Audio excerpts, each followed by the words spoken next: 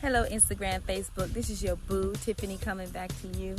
How many of you ever been driving down the highway and on I-4 when you're trying to go to the attractions and you run into this person that they so impatient and they're just in one lane and out of the next lane, and they come over here in this lane and they cut you off and go in another lane, and they way over there, and all of a sudden they're way over there and they're just changing lanes.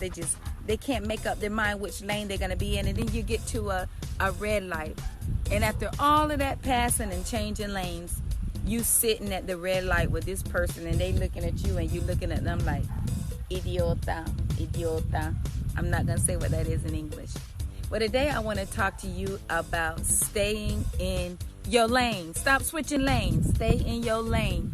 You know, there's a lot of people out there that's gifted. I'm so excited. Today is Wednesday, and one of the most greatest rappers in the world, hip-hop Christian rappers, is John Ziegler. He's dropping a new song today around noon. You know, I admire people who have gifts to rap and, you know, different gifts. Everybody have so much talent, you know, especially on Instagram. I'm like, wow.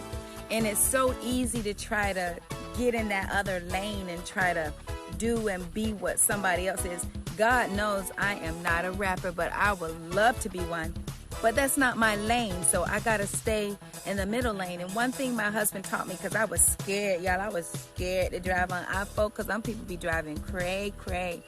And my husband said, Tiffany, this is what you do. When you get on I-4, just get in the middle lane and stay in your lane. And when you're getting close to your exit, then you switch lanes so you can get off at your exit. But if you just get to that middle lane, girl, you're going to be all right. You're going to be all right. So y'all, when that first time when I drove on I-4, because I had listened to my king, my prophet, and my priest, my best friend, my husband, I did what he told me to do, and I got my butt on that middle lane, and I was gone, and I drove all the way. And I'm not talking about just in the interest of I-4. I'm talking about I went, y'all know, y'all who live in Florida, y'all know past all the buildings, like close to the end of I-4, because our son was in college and I had to, you know, drive that far.